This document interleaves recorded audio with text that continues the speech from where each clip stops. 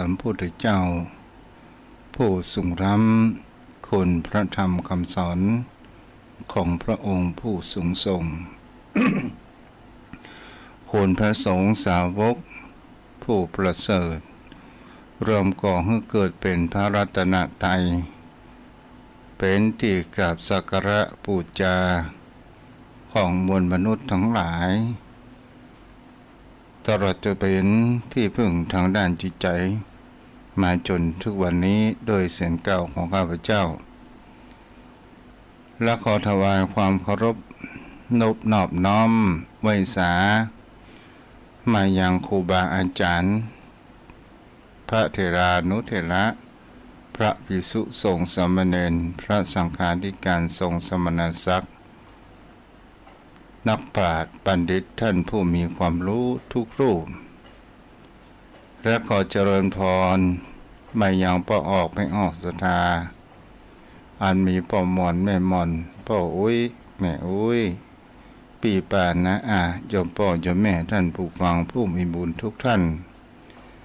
ที่ติดตามรับฟังธรรมะยามแรงทางสถานีวิทยุเพื่อการศึกษาพระพุทธศาสนา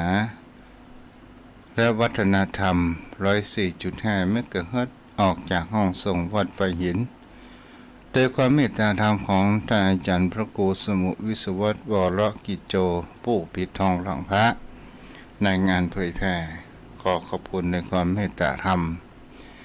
และแห่งสถานีหนึ่งนั้นก็คือสถานีคลื่นสีขาวชาวประชาในการเกาะลิงก์สัญญาณส่งไปทั่วภาคเหนือในเครือข่ายได้รับความเมตตาธรรมของท่านอาจารย์พระครูอภิวัตรวัฒนวิกรมโดยอาจารย์บรรยงวัดปักทางเจริญผู้อำนวยการสถานีวิทยุขอบคุณในความเมตตาในครั้งนี้ศรัทธาญาติโยมวันนี้ก็มาพบตนตัวทุเจ้าวัดทุ่งพระเกศซึ่งเป็นวันศุกร์สุดท้ายแห่งสัปดาห์วันนี้ทุเจ้าก็มามีอันยังจะมามาจ๋าจมพ่อจมแม่นอกจากได้ยิบทำพระธรรมคำสอนของพุทธองค์นั้นมาเล่ามามาจ๋าให้โยมพ่อโยมแม่นั้นได้รับทราบและได้เอา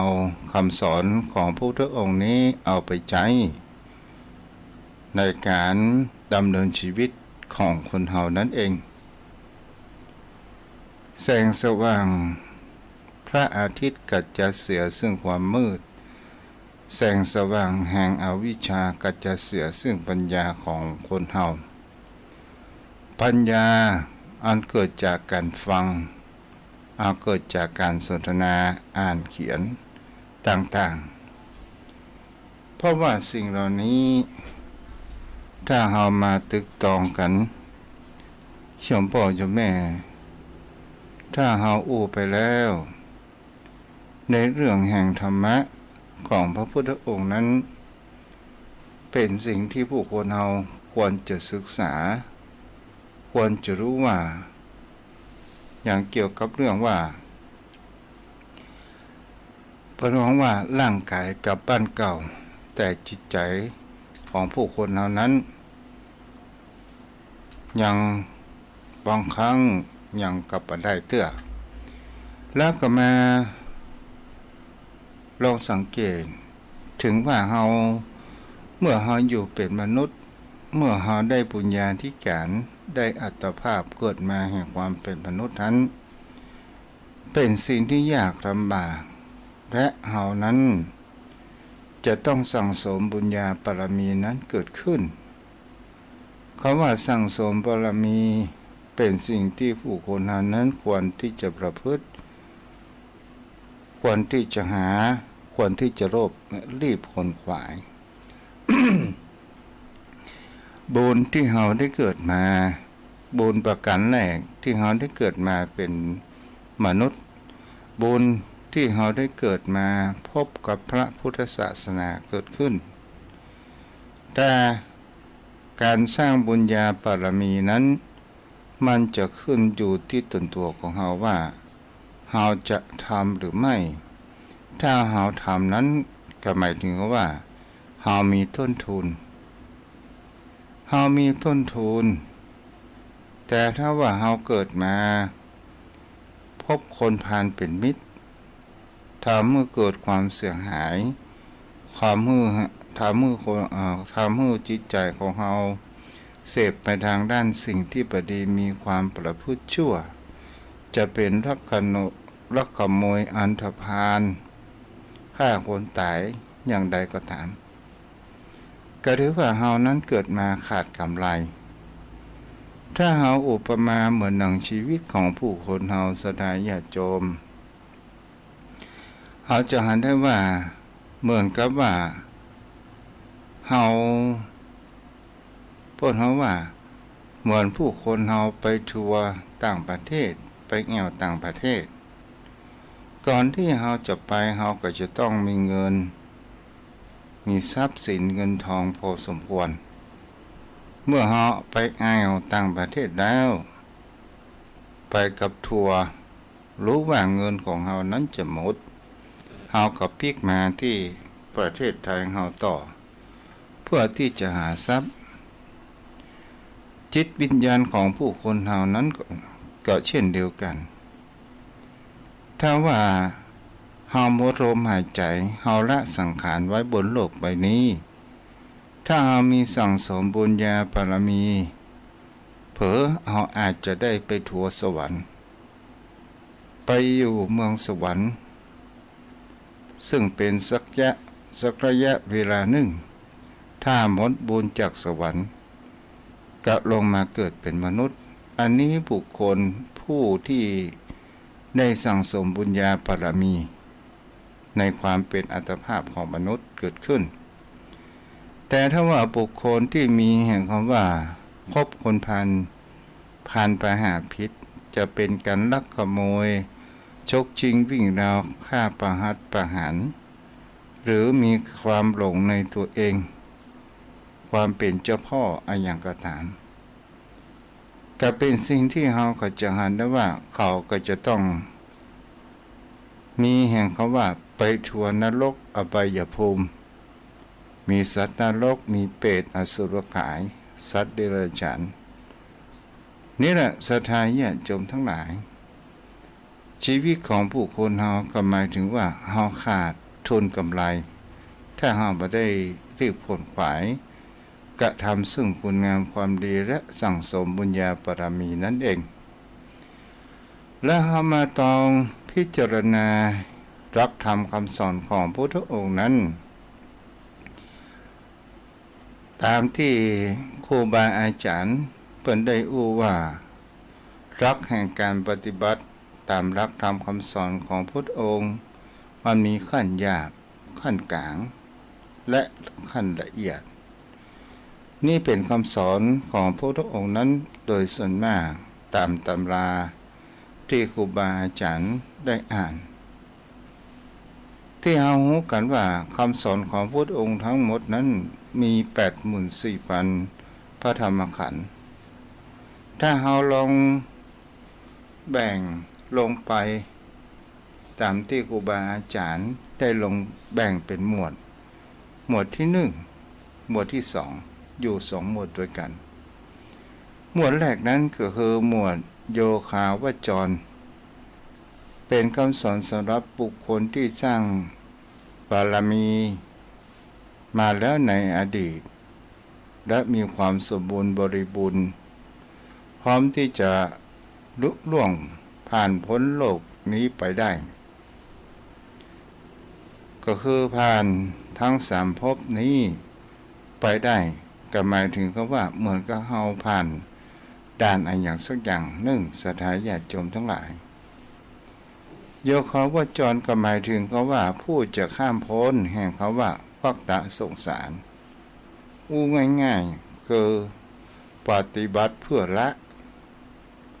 ะกิเลสละอวิชชาความหมองหูละค้นหาสาเหตุในชีวิตที่มันเกิดขึ้น เมื่อนั้นทุกเจ้าได้อู้ ในขึ้น96เกี่ยวกับเรื่องอธิปัจจยตามันเป็นเช่นนั้นเองทุกสิ่งทุกอย่างนั้นมันมีแห่งเขาว่าสาเหตุเหมือนกันทั้งนั้นแต่ในวันนี้จะไปได้อู้ไปถึงอิทธิปัจจยตาโยมพ่อโยมแม่นั้นได้รับฟังกันนี่เป็นคำสอนของพระพุทธองค์หมวดที่1หมวดที่2นั้นเป็นคำสอนที่บุคคลยังบ่พร้อมด้วยบารมีกำลังเสริมสร้างบารมีอยู่หมายถึงว่ายังมามีความพร้อมที่จะถึงจุดแห่งคำว่าอาริยะเป็นพระอริยเจ้าหรือว่ามรรคผลนิพพานแต่เราก็ต้องสั่งสมบุญญาบารมีอู้ง่ายๆปฏิบัติเพื่อเอาตรงกันข้ามระดับสูงก็คือเฮาฮู้จักแห่งคำว่าวางปล่อยเป็นอันดับแรกศรัทธาญาติโยมทั้งหลายคำว่าเอาและมันเอาอย่างพ่องก็หมายถึงเอาคุณงามความดีเอาความถูกต้องเอาความประพฤติดีของตนตัวของเรานั่นเองถ้าเราลองมาอู้ตึกตองหมวดแรกนั้นก็หมายถึงบุคคลผู้ได้สั่งสมบุญญาบารมีมาในอดีตชาติและเกิดมาพบพระพุทธศาสนาหรือว่ามีบุญญาธิการเกิดมาร่วมสมัยครั้งพุทธองค์นั้นในครั้งพุทธกาลถ้าว่าในปัจจุบันบุคคลที่สั่งสมบุญญาบารมีจะได้เกิดพร้อมแห่งคำว่าพระสี่อานหรือว่าพระสี่อริยเมตไตรพระพุทธเจ้าองค์ต่อไปถ้าเราทำเป็นบุคคลถ้าเรามีการสั่งสมบุญญาบารมีบุญญาธิการมากเราก็คงจะไ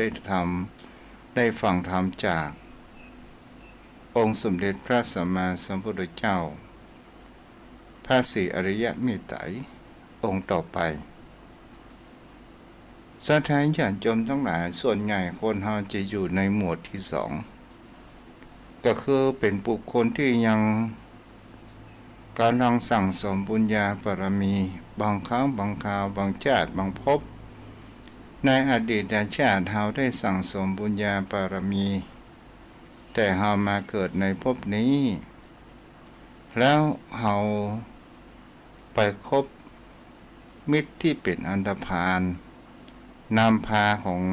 พาตนตัวของเรานั้นมีพฤติกรรมทางชั่วร้ายหยาบช้าต่างๆมันก็เป็นการพลาดโอกาสแต่ถ้าว่าบุคคลที่เกิดมาในชาตินี้ได้สั่งสมบุญญาบารมีจะเป็นการให้ทานหรือว่ารักษาศีลตลอดจนถึงทำสมาธิภาวนาก็ตามเป็นสิ่งที่ผู้คนเราทั้งหลายนี้ก็เรียกว่าที่เราเรียกว่ากุศลหรือเป็นแห่งคำว่าอริยทรัพย์หรือเป็นแห่งคำว่าทรัพย์ที่จะติดตามจะเกื้อหนุนของเราไปทุกภพทุกชาติในชาตินี้และชาติหน้าแต่บางครั้งบางคราวถ้าเราเกิดมาแล้วเราเกิดมีความประมาทเราไม่ได้สั่งสมบุญญาบารมีเกิดขึ้นและเราก็ไม่ได้หันธรรมของพระพุทธองค์ศรัทธาญาติโยมก็ถือว่าเรานั้นเกิดมาเสียกำไรถ้าบุคคลใดก็ตามที่เกิดมาแล้วไม่ได้สั่งสมบุญญาบารมีอุปมาเหมือนหนังคนเฮาหมอมีเงินทองเปิ่นไปเหี่ยวต่างจังหวัดต่างประเทศกันได้แต่เฮาอยากจะไปเหมือนกันแต่เฮาบ่มีเงินทองที่จะจ่ายค่ารถค่าอาหารการกินนั่นเองศรัทธาญาติโยมทั้งหลายเฮาก็ลองมาดูว่าการสั่งสมบุญญาบารมียกตัวอย่าง อย่างขององค์สมเด็จพระสัมมาสัมพุทธเจ้าของเราสมณโคดมหรือว่าตถาคตหรือว่าพระสินสีที่เราได้ยกย่องศรัทธาญาติโยมทั้งหลายพระองค์สร้างบารมีครั้งแรกนึกอยู่ในใจอยากว่าจะเป็นพระพุทธเจ้านึกนานเท่าใดนานที่จนนับปอได้9 อสงไขยถ้าคิดอย่างเป็นพระพุทธเจ้าเมื่อ9 อสงไขยก็ออกปากอุปทานว่าข้าพเจ้าปรารถนาเป็นพระพุทธเจ้าองค์หนึ่งในโลกการออกปากมาอย่างนี้ยาวนานถึง7 อสงไขยบางภพบางชาติก็ได้เกิดเป็นมนุษย์พ่องเกิดเป็นสัตว์เดรัจฉานพ่องเกิดเป็นเทวดาพ่องมันก็มีอยู่มากมายพระองค์ก็สร้างบารมีนั้นมาอยู่เรื่อยๆไปบางครั้งเป็นสิ่งที่เราจะเห็นได้ว่าจนมาถึงสมัยพระพุทธเจ้าที่มีพระนามว่าพระพุทธเจ้าทีบังกรพระพุทธเจ้าของเราสมัยนั้นได้เกิดเป็นดาบสชื่อว่าสุเมธดาบสหรือว่าสุเมธพระพุทธเจ้าทีบังกรนั้นได้พยากรณ์ต่อพระสุเมธดาบสว่าจะได้เป็นพระพุทธเจ้าองค์ต่อไปในภาคหน้านับแต่บัดนี้เป็นต้นไปยาวนานแห่ง4 อสงไขยในอสงไขยหนึ่งจะผ่านพระพุทธเจ้าไป24 พระองค์ศรัทธาญาติโยมทั้งหลายก่อนที่จะเป็นพระพุทธเจ้าพระองค์นี้เนี่ยหาพอพระองค์เกิดในโลกใบนี้ยาวนานเท่าใดนับปอประท้วนและแผ่นดินแห่งโลกใบนี้เราก็ลองมาดูว่าการที่สร้างสมบุญญาบารมีอันมีแห่งคำว่าระยะเวลายาวนานมหาศาลแต่ตนตัวของผู้คนเฮาศรัทธาญาติโยมทั้งหลายบางครั้งบางคราวเฮาก็ลองมาดูสังเกตได้ว่าคนในยุคปัจจุบัน การสร้างบุญญาบารมีนั้นมันมีน้อยเฮาจะสังเกตและหันได้ว่าบุคคลผู้ที่จะมีความสนใจในทางพระพุทธศาสนาถึงจะเกิดมาในทะเบียนราษฎร์เป็นพุทธก็จริงอยู่แต่จิตใจไม่ได้มีความเป็นพุทธเกิดขึ้นแต่จิตใจนั้นยังมีแห่งคำว่าประพฤติแห่งความชั่วช้าหยาบทรามและเป็นทางอันธพาลไปส่วนใหญ่นี้ก็เป็นสิ่งที่ผู้คนเหล่านั้นก็จะหันกันได้และเป็นสิ่งที่ผู้คนเหล่านั้นที่จะมีความสนใจทางธรรมคำสอนของพระพุทธองค์นั้นมันมีแต่มันมีน้อยเพราะว่าความเจริญแห่งด้านเทคโนโลยีกันมันเจริญเป็นส่วนใหญ่นั่นเองศรัทธาญาติโยมทั้งหลายถ้าเฮามาอู้เปรียบเหมือนที่เจ้าได้ว่าถ้าเฮาสร้างบุญญาบารมีเฮาจะได้ไปสวรรค์ก่อนยาวนานพอสมควรยังดีเปิ้นว่าเมื่อมีชีวิตแห่งความเป็นมนุษย์ได้มีความเหนื่อยล้าที่ผลควายกระทำบุญกุศลต่างๆพอมามีเวลาพักกลับไปพักผ่อนที่เมืองสวรรค์อันนี้อู้เปรียบเทียบได้เด้อศรัทธาญาติโยมทั้งหลายถ้าว่าบางครั้งบางคราวถึงเฮาจะทุกข์ยากลำบากยาวนานสักแค่ไหนก็ตามจะมีจะจนก็ตามนี่ก็คือเป็นสิ่งที่เฮาถ้าเฮาบำเพ็ญบุญกุศลเพื่อที่หยังเพื่อที่เฮาจะได้ไปพักผ่อนพักแรมหรือไปท่องเที่ยวเมืองสวรรค์เป็นที่พักผ่อนเหมือนอุปมาเหมือนเฮานั่งไปเหี่ยวอเมริกาหรือต่างประเทศแดนต่างๆ เฮาก็จะต้องมีทุนเหมือนทุกเจ้าได้อู้ไปแล้วข้างต้นเฮาก็จะต้องมีทุนถึงเฮาจะไปได้เฮาจะไปสวรรค์ก็เช่นเดียวกันเฮาก็จะต้องมีทุนเฮาก็จะต้องมีทุนแห่งบุญกุศลที่เฮาเรียกว่าสั่งสมบุญญาบารมีนั่นเองเหมือนกับผู้คนเฮาถ้าเฮามีทรัพย์สินเงินทองเฮาไปแอวประเทศต่างประเทศจะเป็นอเมริกาหรือว่าสหรัฐอย่างก็ตามหรือว่าเมืองที่น่าท่องเที่ยวและเฮาไปแอวเฮาก็ไปพักโรงแรมพักชั่วคู่ชั่วคราวเมื่อถึงเวลาที่จะกลับเมืองไทยเฮาก็จะต้องกลับและเฮามีความติดอกติดใจเฮาก็จะต้องหาเงินเพื่อเอาไปพักผ่อนนั้นต่อแต่ถ้าว่าบุคคลอยู่ในประเทศไทยของเฮาแต่มีความบ่ได้บำเพ็ญกุศลบ่ได้มีความขยันขนขวายหาเงินหาทองอย่างเกิดขึ้นเลยก็จะถือว่าเฮาบ่มีทรัพย์และเฮาบ่สามารถที่จะไปแอวต่างประเทศได้อันนี้ก็อุปมาให้โยมพ่อโยมแม่นั้นมีความเข้าใจแต่ถ้าว่าบุคคลที่มีความขยันขนขวายมุ่งมานะเก็บเงินเก็บทองและคืนกำไรให้ชีวิตไปเหี่ยวพักผ่อนต่างประเทศไปดูธรรมชาติต่างๆนานาหรือว่าในประเทศไทยของเฮานั้นก็ได้ก็ถือว่าเฮานั้นได้กำไรในชีวิตนั้นเกิดขึ้นเพราะว่าเฮามีทรัพย์ที่เฮาสามารถที่จะไปเหี่ยวไปทัวร์อย่างนั้นก็ได้แต่แห่งความเป็นมนุษย์ถ้าอู้ทางด้านจิตใจถ้าเฮาเกิดมาเป็นมนุษย์ถึงจะอยู่100 ปีแต่เฮาบ่ได้ทำคุณงามความดีอย่างไว้กับจิตกับใจของเฮาเลยถือว่าเฮานั้นเกิดมาก็เหมือนว่าเฮาไม่เกิดตั้งอยู่ในความประมาทเหมือนดังบุคคลที่ตายแล้วแต่ถ้าว่าบุคคลที่เกิดมาจากนี้ถึงจะมีจะจนอย่างใดก็ตามแต่ตั้งอยู่ในแห่งความมีสติก็คือมีอัปปมาณธรรมก็คือบ่มีความประมาทในความเป็นอยู่เปิ้นกินเปิ้นทานเฮาได้กินได้ทานอย่างกับเปิ้นถึงจะนักจะน้อยอย่างใดก็ตามดีกว่าเฮาบ่ได้ทำเสียเลยเพราะว่าสิ่งเหล่านี้เนี่ยโยมพ่อโยมแม่บางสิ่งบางอย่างเฮาลองมาคิดแห่งเขาว่าบุญกุศลนี้ถ้าเฮาได้ทำสิ่งดีๆมันก็จะทำให้เฮานั้น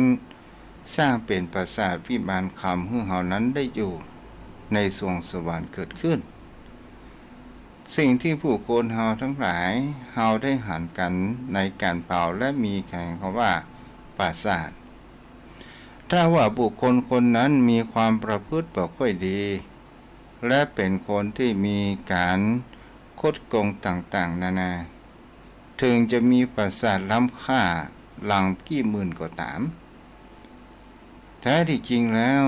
มันก็บ่ได้เป็นดั่งปราสาทในวิมานคำในการสร้างคุณงามความดีนั้นเกิดขึ้นศรัทธาญาติโยมทั้งหลายในสิ่งนี้ที่ผู้คนเฮานั้นก็ลองตึกตองดูสังเกตโยมพ่อโยมแม่ท่านผู้ฟังทั้งหลายนี่ก็เป็นสิ่งที่เฮาจะหันได้ว่าและเฮาจะดำรงชีวิตอย่างใดเมื่อตนตัวของเฮานั้นมีบุญญาบารมีบุญญาธิการ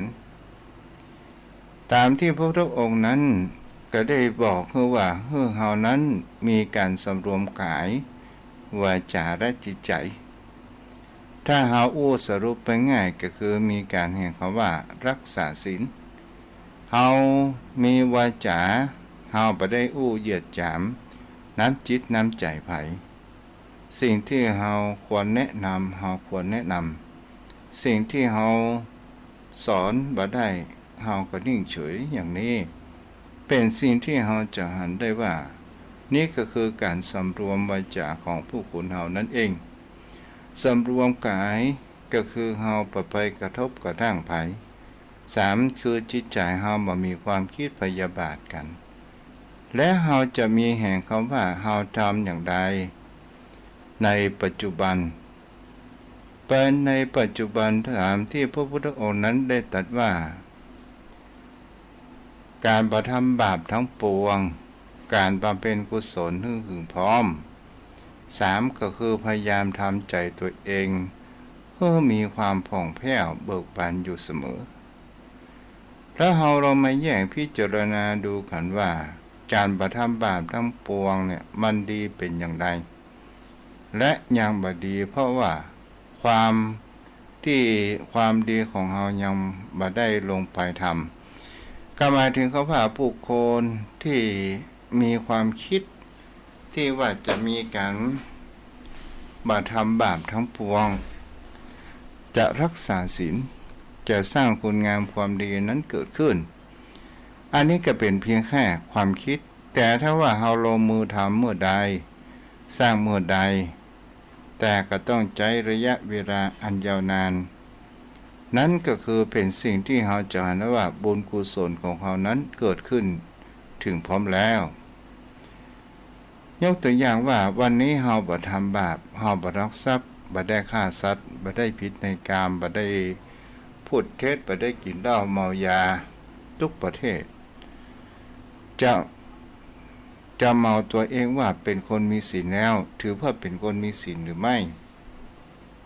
ยังบ่ใช่เป็นคนมีศีลนั่นคือคนที่บ่ฆ่าสัตว์เฉยๆนั่นเองคนบ่ฆ่าสัตว์คนบ่ลักทรัพย์แต่ศีลยังบ่เกิดศีลจะเกิดขึ้นแห่งคำว่าเจตนาหังสีลังวัฏฐามิศีลจะเกิดขึ้นด้วยเพราะเจตนาก็คือความตั้งใจที่เราจะเว้นแห่งการทำชั่วทุกประเภทจะเป็นความชั่วทางด้านการอู้กัญจาทุกประเภทนั่นก็คือแห่งคำว่าเจตนานี้ก็คือคำว่าศีลมันเกิดขึ้นแล้วคือเรานำมาประพฤติปฏิบัติเรานั่นเองเมื่อนั้นที่เจ้าได้อู้ไปแล้วในข้างต้นว่าเจตนาคือความตั้งใจของตนตัวของเรานั้นเป็นสิ่งที่สำคัญทุกสิ่งทุกอย่างถ้าเราไปอู้ถึงบุคคลเราต่างๆศรัทธาญาติโยมทั้งหลายเป็นสิ่งที่เรานั้นจะหันได้ว่าการที่เราเหมือนเพิ่นว่าเราเกิดมาเราได้ทำบุญกุศลในการประพฤติทำบุญกินทานเจริญสมาธิภาวนาเหมือนกับว่าเรามีสตางค์ติดกระเป๋าของตนตัวของเรา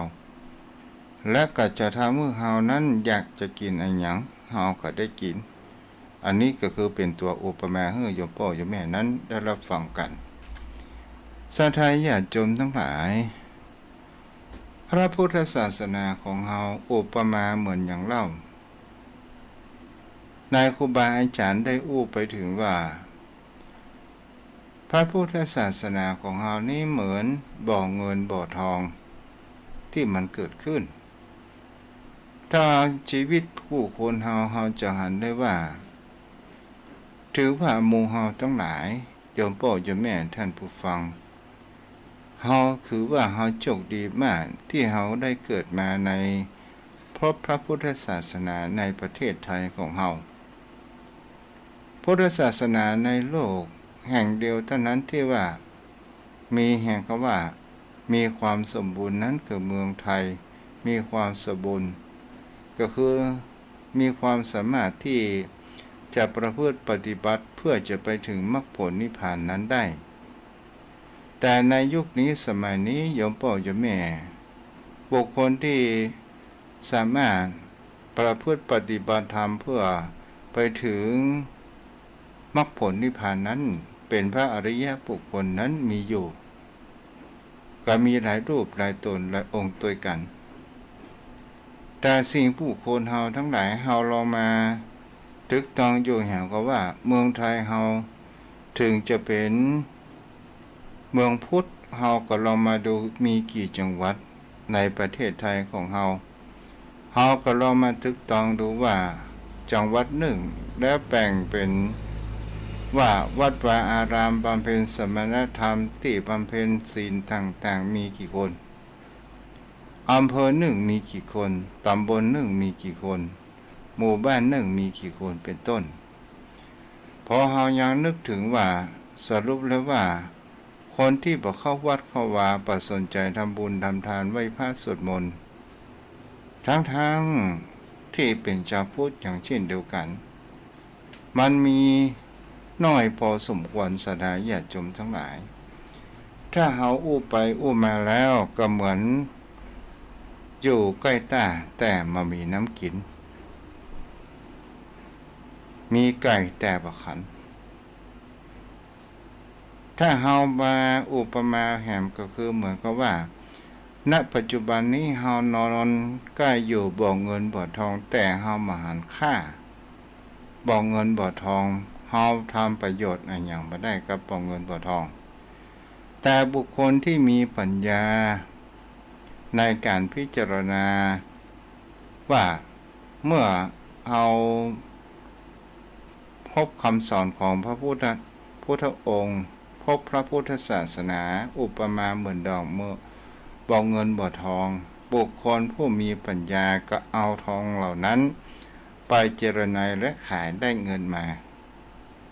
เพื่อที่จะสร้างฐานะมวลคนเฮาก็ตามโยมพ่อโยมแม่ถ้าว่าบุคคลผู้มีปัญญาได้หันว่าเฮารีบขนขวายและเฮามีคำว่าแห่งคำว่านรกสวรรค์นั้นมีจริงตลอดจนถึงเจ้ากรรมนายเวรนั้นมีจริงกรรมดีกรรมชั่วนั้นมีจริงทุกสิ่งทุกอย่างเฮาเป็นผู้กำหนดชะตาของเฮานั้นเองมามีพระพรหมมีแต่กรรมลิขิตมามีพรหมลิขิตศรัทธาญาติโยมทั้งหลายและก็เป็นสิ่งที่เฮาจะเห็นได้ว่าเฮาอยากจะพ้นทุกข์พ้นยากเฮาก็จะต้องค้นหาสาเหตุและเฮาจะพ้นทุกข์นั้นอย่างใดถ้าเฮาอยากจะพ้นทุกข์ถ้าเฮาพ้นทุกข์ทางด้านกายมันบ่สำคัญเท่ากับทางพ้นทุกข์ทางด้านจิตใจของคนตัวของเฮานั่นเองจิตใจของเฮานั้น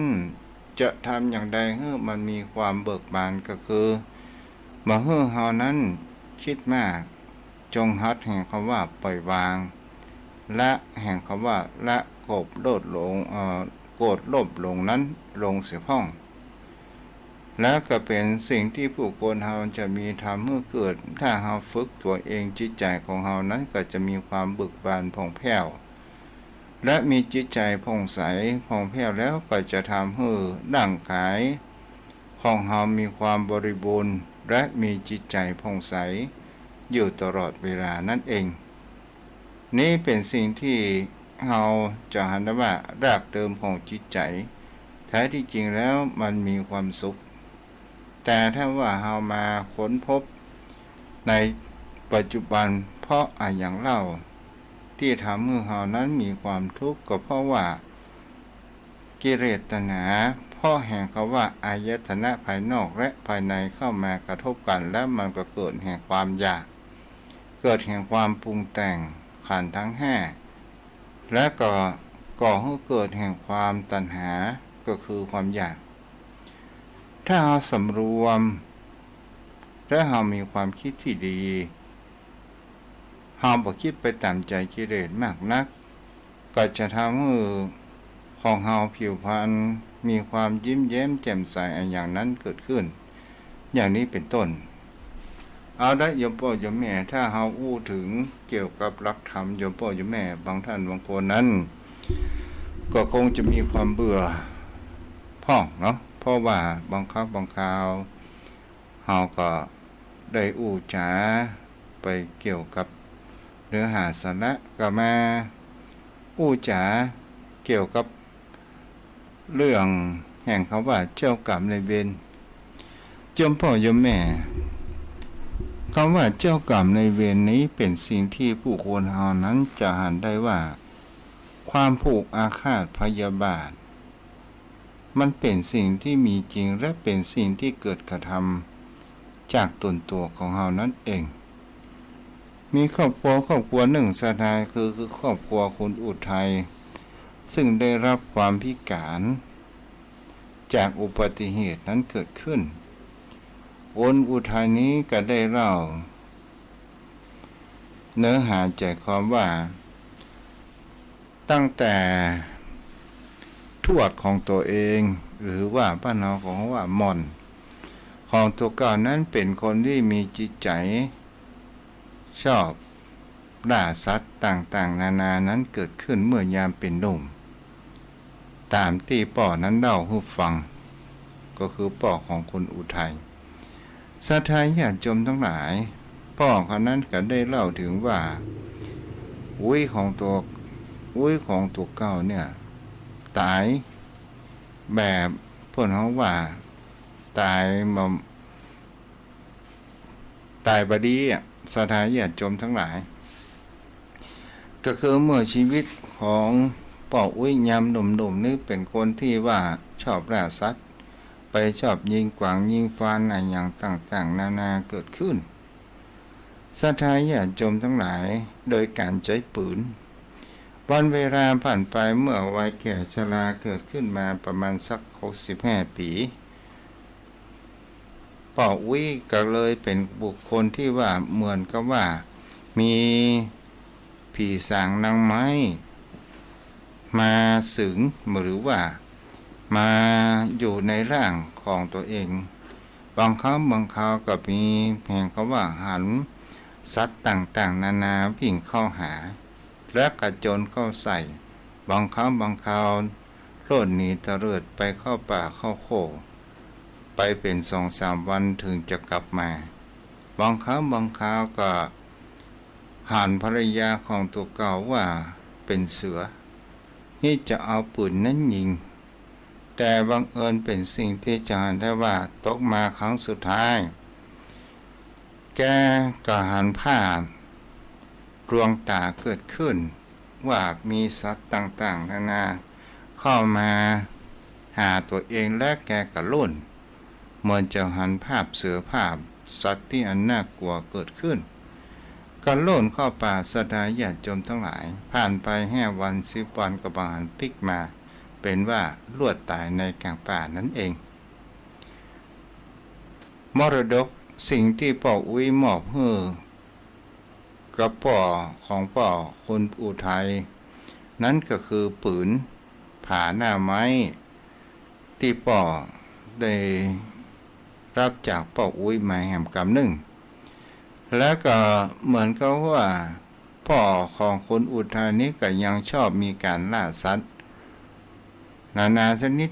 เหมือนกับว่าเป็นทายาทสืบสกุลกันมาก็โดยได้รับมรดกเวลาผ่านไปศรัทธาญาติโยมเวลาประมาณสัก50 ปีป่อของคนอุทัยนี้ก็หันภาพหลอนเหมือนดังอุ้ยของตัวเองก็เลยเป็นสิ่งที่ฉันว่ามีความระหวาดระแวงไปต่างๆนานานั้นเกิดขึ้นก็เป็นผู้คนที่ชอบขานเพิ่นว่าต้นแบบเป็นอย่างใดลูกหลานก็จะไปอย่างนั้นศรัทธาญาติโยมทั้งหลายปอกของคุณอุทัยก็ได้รับอุบัติเหตุตายบนดังป่นของว่าตกมาอยู่วันหนึ่งปอกของคุณอุทัยนี่ก็หันภาพร้อนไปต่างๆนานาบางครั้งบางคราวแม่นั้นจนทนปอบ่ไหวตกมาอยู่วันหนึ่งหันว่าเป็นภาพร้อนเกิดขึ้นแกก็กลัวเคยโร่นเข้าห้องปิดประตูพอสักครู่หนึ่งนั้นก็หันได้ว่าได้ยินเสียงปืนเกิดขึ้นศรัทธาญาติโยมทั้งหลายนี่ก็เป็นสิ่งที่คนเฮาก็บ่ฮู้สาเหตุว่าบางครั้งบางคราวมันเกิดอะไรอย่างขึ้นและคนอุทัยนี้ถึงเป็นบุคคลเป็นรุ่นที่3ก็ได้รับมรดกจากพ่อของตัวเองนั้นก็คือปืนผาหน้าไม้คนอุทัยนี้ก็เป็นบุคคลที่ชอบมีการล่าสัตว์ตั้งแต่น้อยเค คือติดตามพ่อไปก็มีความหลงในการที่ว่าชอบในการล่าสัตว์อยู่สม่ำเสมอตกมามีภรรยานั้นของคนอุทัยก็หันว่าคนอุทัยเอาปืนมาไว้ในบ้านบอกควรบางครั้งบอกควรที่จะเอาไว้ในบ้านคนอุทัยก็บอกว่ามันจะบ่เป็นอย่างแก่อันนี้คือมรดกตกทอดก็เลยภรรยาของคนอุทัยนั้นก็ไม่ได้คิดอะไรอย่างวันเวลาผ่านไปศรัทธาญาติโยมทั้งหลายคนอุทัยจากเป็นคนที่มีจิตใจดีเริ่มที่มีความหมกมุ่นอ่านหนังสือผจญภัยต่างๆนานาและภรรยานั้นก็มาบอกว่าอยู่แต่หนังสืออ่านหนังสือผจญภัยไปต่างๆแล้ววันดีคืนดีเพื่อนฝูงมาหาก็เอาเพื่อนฝูงนั้นไปล่าสัตว์ยิงสัตว์ต่างๆศรัทธาญาติโยมทั้งหลายคนอุทัยกับภรรยาอยู่กันเป็นระยะเวลา10 ปีแต่ก็มามีทายาทบุตรเกิดขึ้นแม่ยายหรือว่าแม่เมียของคนอุทัยนี้ก็รบเร้าว่าไม่ใดจะได้อุ้มหลานไปปรึกษาหมอที่ไหนก็ตามก็เลยว่าทำปฏิบัติตามคุณหมอนั้นสั่งแต่ก็มามีทายาทนั้นเกิดขึ้นก็เลยไปพึ่งพาอย่างพระสงฆ์ผู้ที่ดูหมอศรัทธาญาติโยมทั้งหลายพระสงฆ์รูปนั้นก็ได้บอกอย่างภรรยาและแม่เมียของคนอุทัยว่าที่เราอ้อนมาเกิดเพราะว่าคนอุทัยนั้นมีกรรมนักคนอุทัยนั้นเป็นคนที่แห่งเขาว่าล่าสัตว์ฆ่าสัตว์อื่นต่างๆศรัทธาญาติโยมทั้งหลาย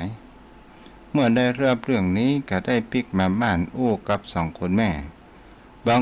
คนอุทัยนั้นได้เข้ามาด้วยเสียงเงียบ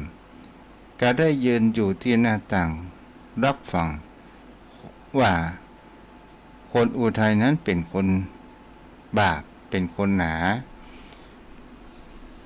ศรัทธาญาติโยมทั้งหลายเลยมามีผู้คนมาเกิดคนอุทัยก็ไม่ได้อู้อย่างจนแม่เมียนั้นได้กลับบ้านกับจองเกิดขึ้นก็ได้อู้กับภรรยาของตัวเองภรรยาก็ได้อู้ได้จ่าต่างๆแต่คนอุทัยว่าจะไปเชื่ออย่างหมอดูคาดเดาดูเป็นเรื่องงมงายไปต่างๆนานานั้นเกิดขึ้นศรัทธาญาติโยมทั้งหลายเคยอยู่กันอย่างมีความสุข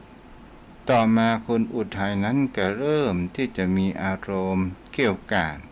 โมโหร้ายใส่ภรรยาต่างๆจนภรรยานั้นอดทนบ่ได้คนอุทัยก็ไล่ภรรยาของตัวเองนั้นกลับไปอยู่บ้านแม่ยายคนอุทัยนั้นก็อยู่คนเดียวศรัทธาญาติโยมทั้งหลายเวลาผ่านไปคนอุทัยนั้นเข้าไปในเมืองบังเอิญมาหันรถแล้วก็เหมือนก็ว่ามีสัตว์ไล่ติดตามตัวเองเลยโดนถูกรถชนแล้วขาหักอันนี้ก็เป็นสิ่งที่จะเห็นได้ว่ากรรมเวรนั้นมันมีจริงในสิ่งที่ผู้คนเฮาทั้งหลายเฮากระทำสิ่งใดเฮาก็จะได้สิ่งนั้นอันนี้ก็ตึกตองและพิจารณาดูกันเนาะโยมพ่อโยมแม่ท่านผู้ฟังทั้งหลายวันนี้ก็สมัยสมควรแก่เวลาก็ขออนุโมทนากับผู้ที่ตามรับฟังตาม Facebook คนโยมที่ใจชื่อเฟซว่าเมื่อมีทุกข์อย่าลืมธรรมะคนโยมจุนศรีภาษาและแม่อรพินอมรมนตรีแม่ทองคำที่วงคำที่รับฟังกันอยู่ก็ขออนุโมทนาบุญกุศลตัวเด้อที่รับฟังกันส่วนทางบ้านฝ่ายจะโทรมาสนทนาธรรมอู้กับทุกเจ้าอู้จากันมีสาระเด้อโยมพ่อโยมแม่เนาะเอามาอยู่กับกันวันนี้ฟังแล้วเป็นอย่างใดพ้องได้เนื้อหาสาระมากน้อยขนาดไหน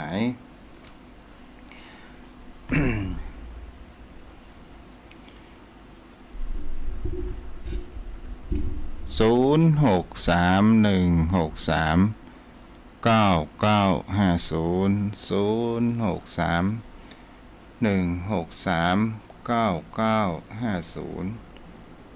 เข้ามาได้เด้อโยมพ่อโยมแม่ท่านผู้ฟังทุกท่านทุกคนเวลาขณะนี้5:48ยังเหลือเวลาอยู่หลายนาทีพอสมควรเนาะ0631639950โทรเข้ามาได้เด้อ0631639950เจริญพรไหว้สาเจ้าเจ้าแม่ฟังอยู่นะเจ้าแม่จะรุนเนาะเจ้า2 วันนี้ฝนตกเย็นสบายนะท่านเจ้าแม่นแล้วแม่แต่คนที่อยู่ที่ลุ่มมันก็บ่สบายได้เจ้าคนที่อยู่ที่ลุ่มน้ำท่วมอยู่ที่ต่ำค่ะคนอยู่ที่ต่ำนะน้ำมันท่วมเจ้าที่นี่ก็ยังแขวนด้วยมันขึ้นถนนเสียเจ้าตั้งปูนท่วมกับเจ้าบ่ท่วมแม่เจ้าดูแลสุขภาพด้วยเน้อท่านจ้าบุญรักษาเด้อเจ้าสาธุเจ้าปลอดไว้เนาะเจ้าบุญรักษาเด้อจ้าสาธุเจ้าแม่จรูนปอกไพบุญโทรเข้ามาได้เด้อ0631639950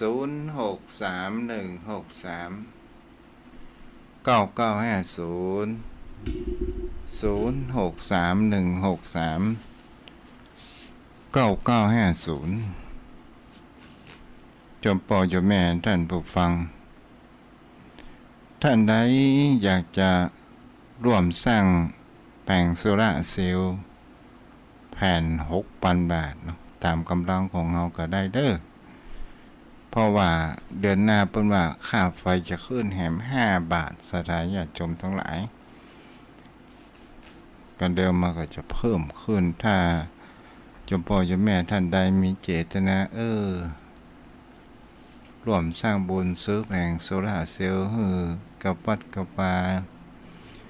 เพื่อที่จะให้กับไฟมันบ่สูงมากเกินไปโทรเข้ามาได้เนาะโยมพ่อโยมแม่0631639950พ่อไหนมีตั้งใดเนี่ยพ่อหนานสายันโทรเข้ามา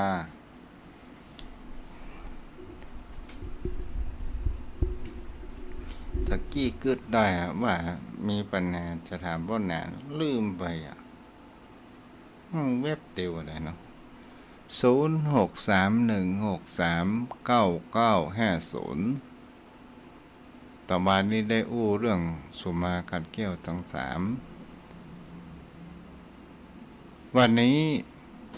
มาเรื่องถามพ่อหนานว่าทำไมบุคคลเฮาตานนอกวัดกับในวัดเนี่ยมันมีความแตกต่างกันอย่างไรเนาะพ่อหนานเอาถามปัญหาแย่ประกอบมาถามท่านเจ้าครับท่านเจ้าถามว่าใดครับตานนอกวัดกับในวัดเนี่ยมันมีความแตกต่างกันอย่างไรอย่างที่ควรตานนอกวัดอย่างที่ควรในวัดท่านพระคุณเจ้ามันเป็นความเชื่อเนาะและมันก็ยังมีอิทธิพลอยู่เนอะเพราะว่าจะเป็นบ้านนอกในเมืองนะท่านพระคุณเจ้ามันก็ยากลำบากเนาะแต่ที่คนที่เพิ่นเข้าใจเพิ่นก็เข้าใจนะที่มันยังอย่างใดมันบ่ยอมฟังมันจะเอาตามความเชื่อไปถามท่านถามนี่คนตายโหงบ่ฮือตามในวัดมันก็แปลกนะเวลาเอาศพมาไว้ก็เอาไว้ในวัดอย่างเก่า โอ้ก็เขาคือปัญหานี้ได้กันเดจะอู้ถามป้าแหนมเหมือนกันเอาป้าแหนมจะอู้มาก่อนเลย คือถ้าตานอกวัดในนาท่านพระคุณเจ้าเพิ่นไปถาม อันนี้มันก็มันบัดเจ้ว่าในเวียงบ่มีในเวียงก็มีผมถามครูบาอาจารย์สังฆาเพิ่นก็บอกว่า โอ้มันเป็นความเชื่อเฮ้ยคนตายไปแล้วมันก็ยังเอาเข้ามาตำตีนร่องแมงมุนต่อมวงก็ทำอยู่แต่มันคือมันแล้วอกแล้วใจมันเหี้ยมันว่าไปมันจึงบ่แป้เขาอ่ะคือการนอกวัดเนี่ยมันบอกว่าอันเปิ้นบ่ได้กินเพราะว่าเปิ้นตายผิดปกติตายตกน้ำรถทับรถจนอย่างเงี้ยมันเป็นเลือดเป็นยางประมาณหรอเอาก็ยังเหมือนตาหันนะพระคุณเจ้ามันถามมาแล้วนี่คือไปตานอกวัดเนออันเข้าไปได้เนาะแล้วก็เวลาศพมาไว้ในวัดในวาเวลาตานจตุปัจจัยทายธรรมก็ตานในวัดนะเขาก็โอ้ก็ว่าแล้วตานน่ะเข้าแล้วยังบ่ตานแต่บางคนก็ฟังบางคนก็ขอพ่อนานไปบอกให้เพื่อนกำเตออันอินดูเพื่อนไปได้กินเขาไปคืดเสียอันแล้วมาก็ดีไปนิมนต์เพื่อนมันแล้วใจใหญ่ครับพระคุณเจ้าเพื่อนตนเมตตาเพื่อนก็บาจ้างเนี่ยใดไม่ที่ก็อินดูเพื่อนน่ะมาไปตั้งละห้าลำไปห้องเจ้าแมงุนก็ต่อมวงแล้วก็อันยังก็บ่ไปตำจูท่านะมันยังก็บ่ห้องเปิ้นเตียวไปเตียวมารถไปมามันก็เป็นสิ่งที่ว่าบ่ค่อยพอเหมาะพอสมบ่ค่อยสะอาดท่านพระคุณเจ้าที่นะมันแท้ที่จริงมันแล้วเนี่ยจะตานนอกวัดกับตานในวัดก็ได้มันอยู่ที่เจตนาเนาะใช่มันก็อยู่ที่เจตนาแต่ว่าถ้าใส่บาตรมันก็ไปแหมอย่างหนึ่งโอ้ขอใส่บาตรอุทิศไปถึงคนนั้นคนนี้พระเจ้าพระสงฆ์เพิ่นเมตตาบิณฑบาตอันนั้นมันก็ไปแหมไหว้ศาลเจ้าถามเรื่องต่อไปครับทำไมผู้คนเฮาหันวัดเหมือนกับว่าสิ่งที่บดีเอาไปไว้วัดเสือทั้งหมดพระบิดพระบิ่งพระเสือองค์แกะตลอดจนถึงนางควักนางเกิกอย่างเนี่ยเอาไปต่อไว้ที่เก้าไม้สรีในวัดของบดีเท่านั้นเอาเข้าวัดเนี่ยเราอ้อนบดีอ้อนลึกไปอยู่ตัวที่เจ้าเนี่ยท่านพระคุณเจ้าวัดเนี่ยนะครับมันก็เป็นที่ปึ้งของคนทั่วไปเหมือนคนก็เหมือนกันนะท่านคุณเจ้ามันก็มีคนลูกหลายพ่อหลายแม่เอามาฮือพระเจ้าพระสงฆ์เพิ่นสั่งเพิ่นสอนมันก็เหมือนกับอาจ้างปั้นหม้อ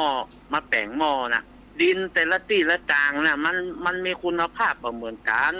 เอามาฮือพระสงฆ์องค์เจ้าเพิ่นปั้นเพิ่นแปลงหม้อบางแก่นก็ดีหม้อบางแก่นก็ดีก็หมายถึงเปรียบเทียบกับมันลูกหลานเจ้าบ้านเนี่ยบางคนมันก็ลึกก็ลื่นแท้ๆเพิ่นสอนมันก็บ่เอากรรมเพิ่นเนี่ยใดมันก็สุดวิสัยโอ้ทุกเจ้าขอฝากลูกเฮากำเด้อมันอยู่บ้านลึกลื่นกับพ่อแม่ยังเอาบ่อยู่ทุกเจ้าจะเอาอยู่กันนะอันยังก็ไปไว้วัดเป็นทรัพย์สิ่งหิ่งห้อยหยังก็เอาไปไว้วัดท่านพระคุณเจ้าถ้าของดีๆแล้วเขาเอาปิกบ้านโน้ตของดีๆเอาไปไว้บ้านไว้จองหมดมันเป็นที่ว่าโอ้วัดนี่มันแต่คืนแต่จาไปไว้หันหมดโอ้แต่ก่อนยังมีหอเจ้าตี้เพิ่นกองคลึบคลือตั้งแต่เพิ่นขอร้องว่าขอเตอะมันพอแล้วมันบางงามหูงามตาผมไปกว้างแต่ได้ขอไปกว้างที่อื่นเตอขอเมตตาแต่เตอมันถึงจะหมดนะก็หามาหมดยุคประเดี๋ยวเจอเต็มมาละอันนี้อู้เล่นกับได้เด้อไว้สาโยมพ่อโยมแม่จะไปคิดกันนักเด้อกูเถอะตู้เจ้าอู้เล่นเวลาเมียเขาบ่ดีเขายอมมาไว้วัดมันมี2อย่างเนอะเมียดีบ่ดีนะท่านพระคุณเจ้าบางทีมันเป็นอุปนิสัยมาแต่กำเนิดอันนี้มันก็เป็นเรื่องของบุคคลบางทีตัวเฮาก็จะสำคัญละถึงตัวสามีนี่นะมันอยู่ที่ตัวเฮากับนักแกมันก็เลยให้ประชดกันมันเขาว่ามันเสมอภาคกันว่าเนี่ยได้เฮาก็เนี่ยได้กันมันก็ปอๆกันแต่ว่าเฮาดีเปิ้นก็เก่งเฮาเหมือนกันหรอเปิ้นดีเฮาก็เก่งเปิ้นเหมือนกันหรอของอีมันก็อยู่ด้วยกันมันก็ต้องมีความเกรงใจมันก็เคารพนับถือกันเนี่ยมันถึงอยู่ด้วยกันได้ มันก็มีหลายอย่างแล้วท่านเจ้าเนาะอย่างท่านเจ้าว่าเขาแล้วน่ะทาสีภรรยาโจละภรรยามาตาภรรยาอย่างมันมีหลายอย่างแล้วแต่ว่าจะโจกใส่บุญมัน ส่วนมาก เจ้า มาตาภรรยาเนาะพ่อหนัง โอ้มันก็ไปตามขั้นตามตอนนะท่านเจ้ามันเฒ่ามันแก่แล้วก็อยู่ด้วยกันให้มันกุ้มแจ้งอย่างนะท่านพระคุณเจ้าเอ้ยมันมาด้วยกันแต่แล้วมันจะ เพราะว่าเป็นบุพกรรมเนาะ มันได้ห่วมกันมามันได้ท่านอย่างนะท่านเจ้ามันได้ทุกข์ยากลำบากมาด้วยกันมันได้ทุกข์ยากลำบากได้ โอ้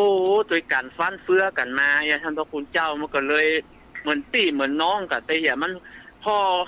ไส้มันมีกี่โคตรมันหูกันหมดอ่ะ อันนี้ ถ้าไป อันนี้ที่ตู้เจ้าอูว่าอย่างกับของบดีเขาเอามาขว้างไว้วัดเนี่ยซึ่งเข้าเป็นข้าวเหลืองก็เอามาถวายวัดเนี่ย ก็ถือบางมันก็อย่างท่านเจ้ามันก็มีทั้งบ้านผมก็มีครับบอกว่าซัดไว้อย่างตะก้อนมันมีอย่างไก่5 เล็บอย่างกว่ามีสปะมาไว้วัดเขาก็บอกว่าเพราะนั้นหมดเวลาแล้วเด้อ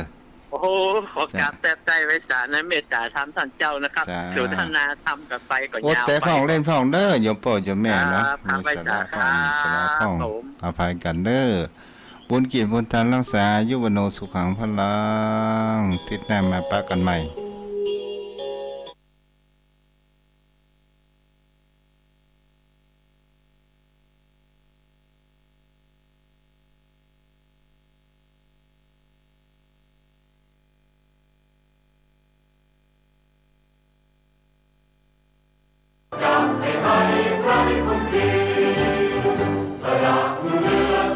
ท่านกำลังติดตามรับฟังสถานีวิทยุกระจายเสียงพระพุทธศาสนาแห่งชาติและสังคมคลื่นเพื่อการศึกษาพระพุทธศาสนาและวัฒนธรรมระบบ FM 104.5 เมกะเฮิรตซ์รายการต่อไปเป็นรายการพระไตรปิฎกลอยฟ้าดำเนินรายการโดยพระครูปริยัติยานุศาสตร์